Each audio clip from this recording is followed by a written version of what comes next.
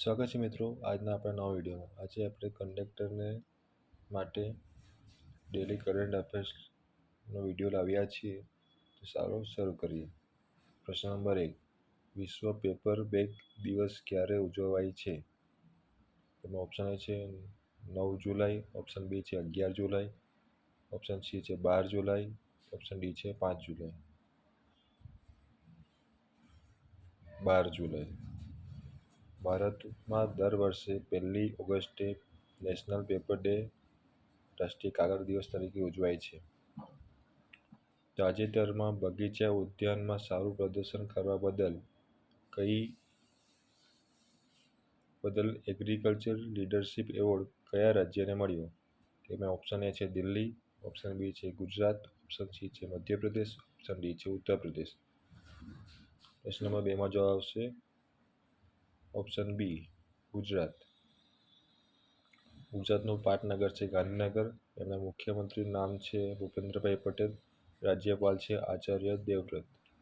પ્રશ્ન નંબર 3, તાજેતરમાં યુસીસીના ઉચ્ચ સ્તરીય સમિતિ માટે કોની નિમણૂક કરવામાં આવી? ઓપ્શન એ છે ત્રિષા વ્યાસ, ઓપ્શન બી છે કપિલદેવ શુક્લા, ઓપ્શન સી છે રન્ના પ્રકાશ દેસાઈ, ઓપ્શન ડી છે રણછોડ લાલજી ગોસ્વામી. પ્રશ્ન નંબર 3માં જવાબ આવશે રંજના પ્રકાશ દેસાઈ. પ્રશ્ન નંબર 4, ગ્લોબલ લિએબિલિટી ઇન્ડેક્સ 2026માં કોણે સૌથી ઉપર ટોચ પર સ્થાન મેળવ્યું? તમે ઓપ્શન એ છે જકાર્તા, ઓપ્શન બી છે મિયામી, ઓપ્શન સી છે કોપનહેગન, ઓપ્શન ડી છે મિઝોરમ. નંબર 5માં જવાબ આવશે ઓપ્શન સી કોપનહેગન. પ્રશ્ન નંબર 6, એડીબી દ્વારા 2026-27માં ભારતનું જીડીપી વૃદ્ધિ કેટલા ટકા રહેવાનું અનુમાન લગાવ્યું? ઓપ્શન એ છે 6.6%, ઓપ્શન બી છે 5.50%, ઓપ્શન સી છે 6.9%, ઓપ્શન ડી છે 5.25%. Option A 6.6%. એડીબીનું પૂરું નામ છે એશિયન ડેવલપમેન્ટ બેંક. એની સ્થાપના થઈ છે 9 ડિસેમ્બર 1966. હેડક્વાર્ટર છે મનીલામાં. પ્રશ્ન નંબર 7, તાજેતરમાં ભારત અને કયા દેશ સાથે દ્વિપક્ષીય વ્યાપાર બમણું કરવાનું લક્ષ્ય રાખ્યું?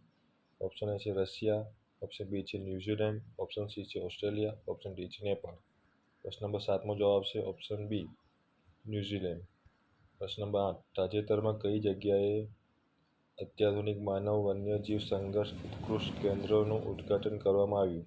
ઓપ્શન એ છે બરોડા, ઓપ્શન બી છે જયપુર, ઓપ્શન સી છે કોઇમ્બતુર, ઓપ્શન ડી છે રાંચી. આવશે ઓપ્શન સી કોઇમ્બતુર. પ્રશ્ન નંબર 9, રક્ષામંત્રી રાજનાથસિંહ દ્વારા સ્વદેશી સ્ટીલ ફ્રિગેટ આઈએનએસ મહેન્દ્રગિરીનું ઉદ્ઘાટન ક્યાં કરવામાં આવ્યું?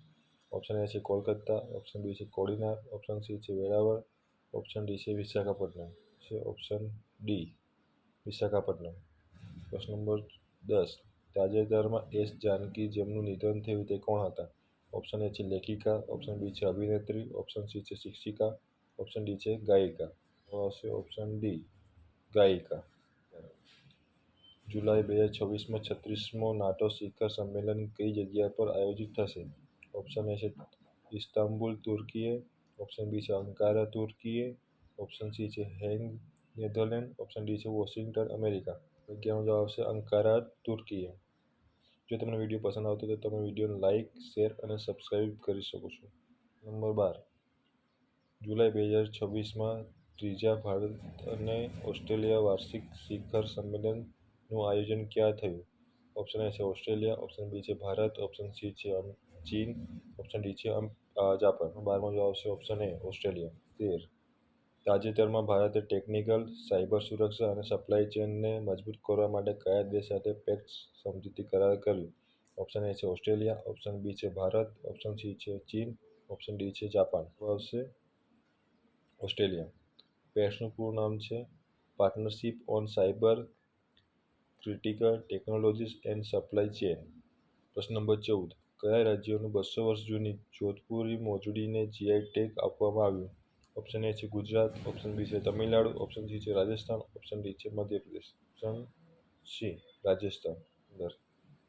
તાજેતરમાં કઈ ઇન્ડિયન ઇન્સ્ટિટ્યૂટ ઓફ મેનેજમેન્ટ ઇન્ડોનેશિયામાં પોતાનું પ્રથમ આંતરરાષ્ટ્રીય કેમ્પસ સ્થાપવા જઈ રહી છે?